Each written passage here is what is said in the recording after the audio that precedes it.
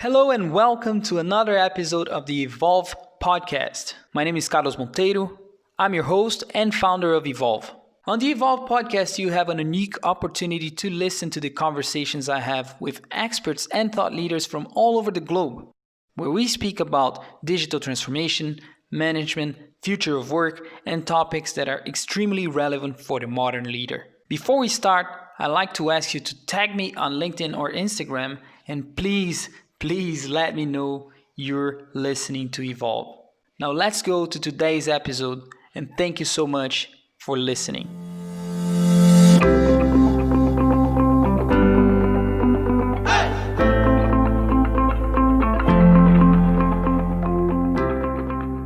And so, hello everyone, this is Carlos again, and I have the pleasure and honor to be sitting today with Thomas Visti Jensen, or Thomas Visti. Thomas Visti, normally. Perfect. Did I just made up? Yeah, a little bit, yeah. Okay, so Thomas Visti from Mobile Industrial Robots.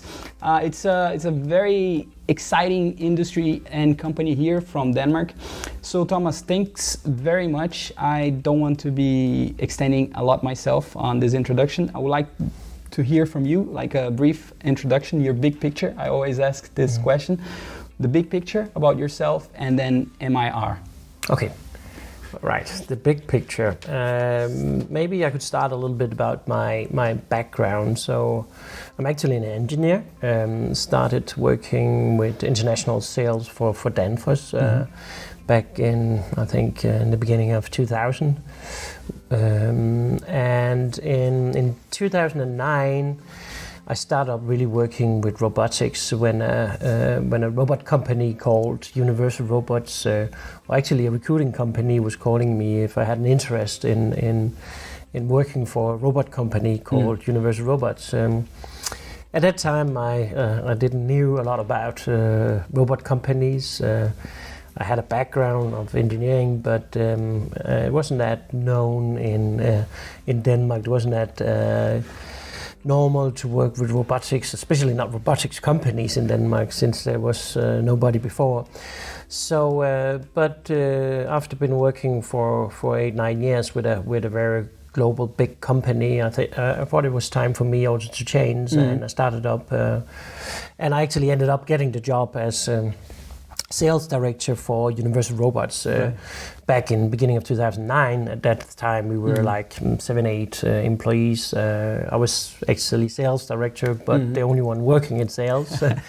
So from the very beginning, it was my job to develop the whole strategy about how to sell the product and stabilizing partners, distributors around the world also. So I started up in Denmark. I took the UR robot. At that time, there was only the UR5. Right. That's for sure has a better quality today than it had at that time. And I took my car, put it back in my car, drove over to my brother's company, who has an electrician company here in Odense, the city where we are. And did it the first demo. All right. And asking them afterwards, so what do you thought about that? What do you think about that? And then, it wasn't too bad. But people were still asking me about, do you really think that we in Denmark can develop and manufacture robots? Because everybody was used to that robots came from countries that also had automotive. Sure. It was so in the past. Also, For example, Germany. For example, Germany and US and Japan and so on. So. But it ended up with that I was, signing up a lot of distributors first in Denmark, actually, and then in end of 2009, I took to Germany for the first time outside Denmark.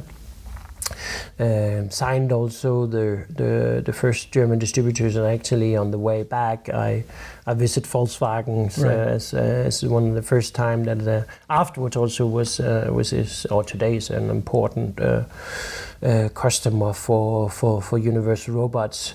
I think that at that time again also, especially also from other countries also, it was really it was a little difficult for us to convince them that we were able as a Danish company to, as I said, develop and manufacture robots from here.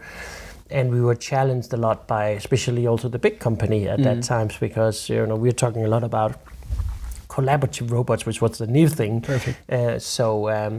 Where we changed, the whole way to implement robots. So having a robot that was extremely easy to use, that could work in collaboration with the humans without fence around the robots, that was relative cheap, made a good business case for also small and easy, small and medium-sized companies. So having a robot that was so easy to program also created a new market. Perfect. So in the past, it was only the big companies installing robots, basically because it was too complicated. Now we started up making something that was cheaper, something that was more easy to use, and it ended up opening a totally new market. Okay. We developed the company, and I started offices around the world, started getting more distributors, of course more employees also, and we also started getting more respect in the whole business also. And I think if you look into it today also, I think a lot of the main brands, or a lot of the discussions, the trends that are talked about today is really about collaborative robots and how you can make a human and robot works together, and really easy to use also. In 2014, I left UR and went here to MIR, Mobile Industrial Robots. Actually, the founder of MIR was in the board of Universal Robots. Okay. So that was the reason that we met each other. So when I decided to quit at UR, he called me and said, "Okay, are you ready for another journey?" And honestly, I had to think a little bit about that, because yeah, exactly. So there's no doubt about that. It's been extremely tough the years at UR. Also, we have been working very hard. But on the other hand, it was extremely exciting, and I learned a lot of good things in that journey also. I created an extremely good network also, not only locally but globally also. I looked a little bit into the business. We talked a little bit about how we should do this, and then I started up again, and that was in October 2014. Right. And at that time, we were 3 employees. We started up and finding the strategy for the company.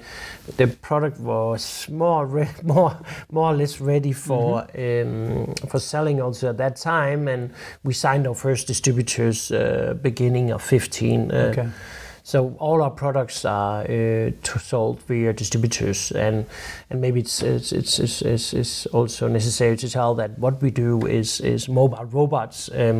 So we actually help people automating their internal transport. So actually moving parts from A to B, right. 100% autonomously. Yeah. All our robots are programmed via smartphones or tablets, so it's really easy for the end customers. I believe that the customers' demand here is really flexibility, and how we as a manufacturer can help them getting that flexibility.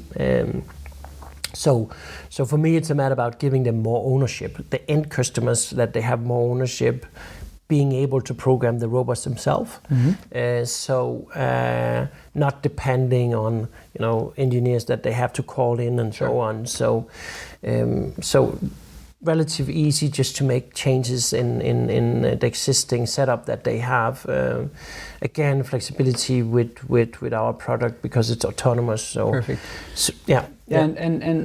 So, I got so many questions. I'll try to be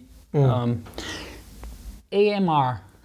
Is this a category, right? Yeah. Within the robots. Yeah. I was trying to study a bit, not to be so stupid today. And this is like, there's a 1.1 billion opportunity, Danish kroners, maybe 178 dollars. I'm curious to understand the size of the market. I mean, the size is like in numbers, the market research firm, they displayed and so on, but you're attacking a lot of markets, as we spoke earlier. And can you comment on the market opportunity and the growth drivers? Yeah, so the truth is that nobody really knows. So if you ask me, at least. So of course you can look into statistics. What I can see, what we see at least, is that since we started in 2015 and until now, we have created a market together with our customers. So the market wasn't there. It is really like, the technology is now there, it's ready, the right cost, the business case for the companies is there. During the last 4 years, the customers have started understanding how can they really use it in their facilities. So I think this is what at least what we have learned, and we know, of course, also now how a lot of our customers plan to implement mobile robots in the future also. I think that one of the challenges is that there's nobody out there with a lot of experience. Right. So we as a manufacturer has taken a lot of responsibility helping those companies understanding, the possibilities, but also the limitations of our products. What we have seen, if you look into sectors, markets, you can say we started up. I think really the main drivers here are the big global companies. And so they are the front runners. They are really first movers, yeah. So, and probably started with automotive that are really looking into automation. And now we've seen also the other sectors coming after, so like electronics, medical. I think it's more or less all e-commerce, of course. Logistics is getting really big now also. For us, healthcare as well also. So there's, more or less all segments or sectors has things that are moved to A to B. I think that we will see.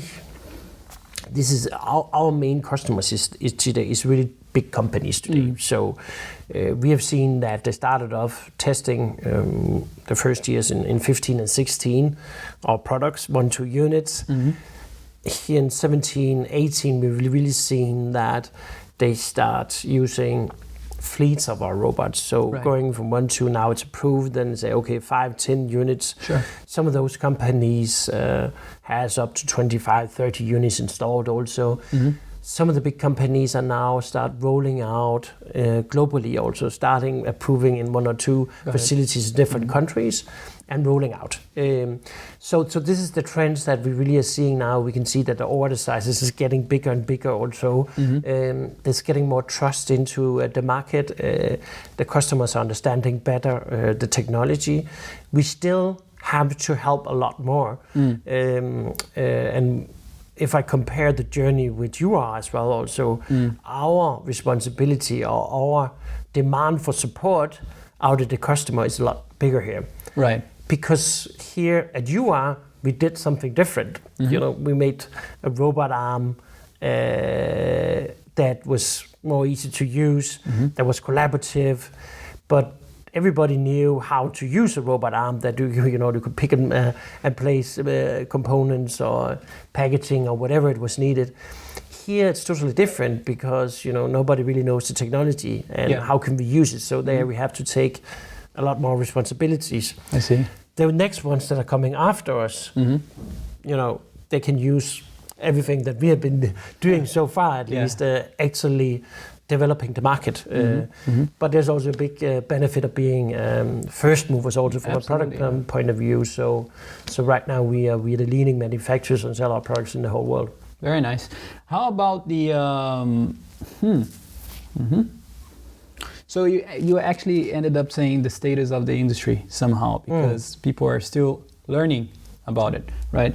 I'm curious about I actually heard a podcast before we got to this talk, and at the podcast, I don't even remember the company name. I think it was Irish, by the accent of the gentleman. And he even mentioned your company as well.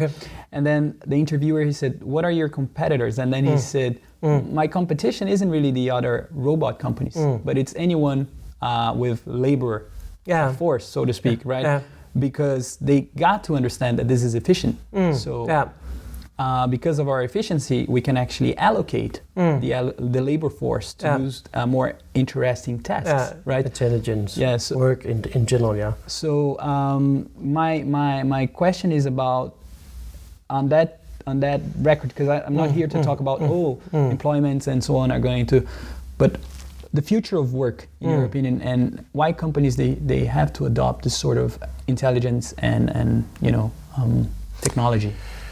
Yeah, I think overall I can say that in general I think companies are getting more positive about doing automation, and I think that's a trend we can see in globally, not only locally here, but it's also just difficult to find in employees for production today. So I think that optimizing that, also starting getting more interesting jobs also out there is a key also. I think if you ask a young guy today if you want to be an engineer or you want to work in the production doing the same thing 8 hours per day, I can guarantee you that the answer would be more in direction of engineer, something similar. At least they will have a longer education also.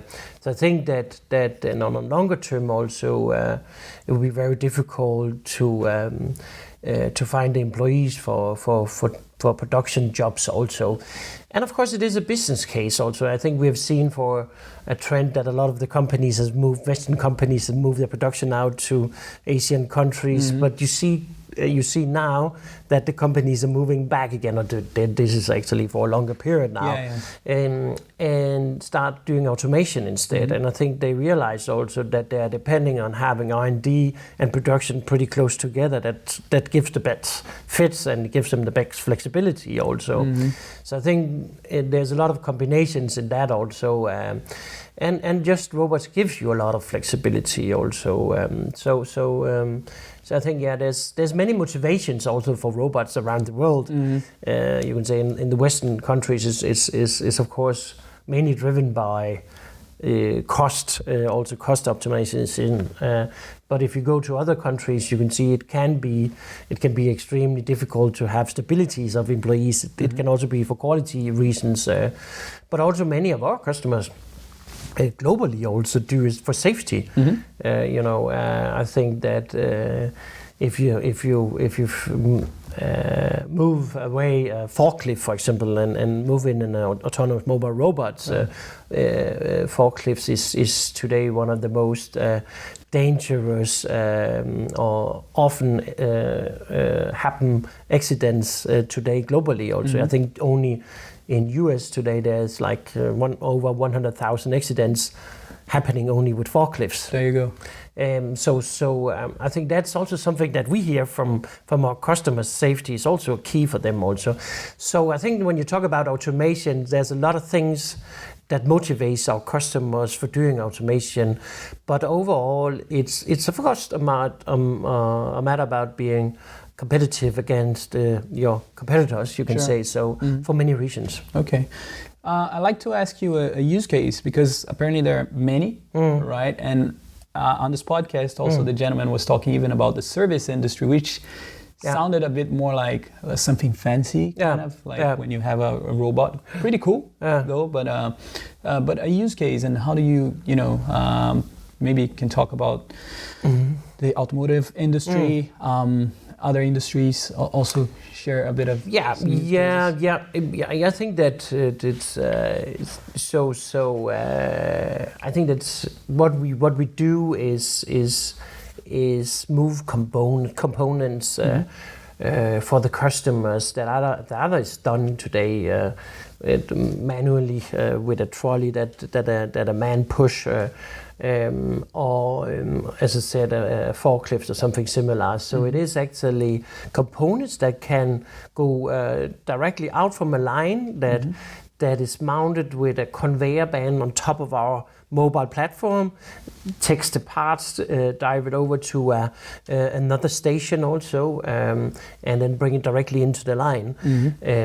We also have now the bigger size of our AMRs, the MIA 500, that can carry pallets also. So actually either moving pallets directly in from the line and out to the shipments and the warehousing. We have a lot of different kind of applications out there. We also have hospitals where we do carry cancer treatments from the lab down to where the nurses actually need to use them also with long distance, using elevators up also. Got it. So everywhere where there is some site, some distance, I think also. And then another trend that comes back to flexibility also is that we see some customers changing from line production and goes into cell production instead. Right. And cell production gives you a lot of flexibility. You can add easily an extra cell if you need to man up. You can say so. You can also close one down. You can, if there's a problem with one cell, you don't destroy the whole line. So it's relatively easy also to take copy a cell and move it to another country. Also, if you need to start your another facility up in another country, replicate it also. So I think this is also a trend that we're seeing. And between the cell where they semi-manufacture, our products is then moving the part from one cell to another cell and makes it then fully automatically. So this is also I think very interesting trend to see also, and comes back to what I said in the beginning. What is the customer's demand? And I really think it's flexibility. Size, batch sizes is getting smaller and smaller because more and more is customized. 10, 15 years ago, you had one car to choose. Now you can choose more or less everything inside the car also. So it's getting really customized, and that flexibility is important. I'm curious, who's the buyer? Is it the production director, or it's everyone in the organization? Not everyone, but it's a good question, and and actually also something that we're investigating right now. But it comes from the top, of course, with focusing on other some of the things that I talked about before, with automation and safety and so on, and then it's rolled out. But normally it is the local, managers, CEO, production manager that is responsible. Right. When it comes to implementing it is of course somebody that is related to the production. Okay, and what is the sales cycle like? Because you come from UR, right? And then you brought an impressive network. Probably accelerated a lot of things, but then you need to generate the pipeline. And I'm curious about, from conversation one to closure. What is it like? It's getting faster, and it's depending a lot of course the company. But I think what we have seen is it's not unnormal that customers are testing our products 3 to 6 months from the starting the conversation. And start up buying 1 to 5 units in that area, and then start implementing afterwards. And as I said also before, with the customer types that we have, the good thing is really that they implement it in several facilities around the world also, and learn from that. And we also take that responsibility and try to help those big companies in transferring knowledge between one facility and another facility. Perfect. Cool. We're about to wrap up, I promise. Way less than 2 hours. Yeah. Thomas, what is next for you and and Mira? No, it's keeping the speed on. We want to keep the position as market leader. There's no doubt about that. There's been other ones also finding out that there's a big potential here also, and we're starting executing on that. So I think it's we went from 5 million DKK in 2015 to 200 million last year. We want to double up this year also, and keeping our position. And I think the market is just in front of us. We have hired 100 employees the last 12 months. We keep that speed on finding good skilled employees here also. So we want to keep that position as market leader and take the market. We want to have Mias in every single corner in the world. Very nice. All the best. Thank you. And thank you so much. Thank you.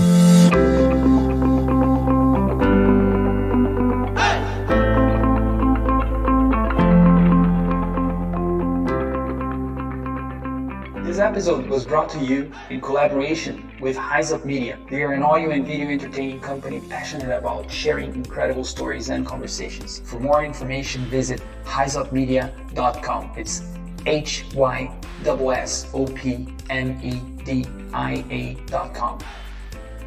Thank you for listening to another episode of the Evolve Podcast with your host, Carlos Monteiro, myself. You know, it means a lot to me that you take your time and listen to the conversation I bring to life with some of our guests. I do my best to bring the best content I can on how society is evolving. Make sure to subscribe to our podcast on Google Play or iTunes, and feel free to reach out to me on Instagram or LinkedIn. I'm very, very active on both platforms, and I make sure to answer everyone on those platforms. No PAs, no automation. Once again, thank you so much, and stay tuned to our next episode. Thank you.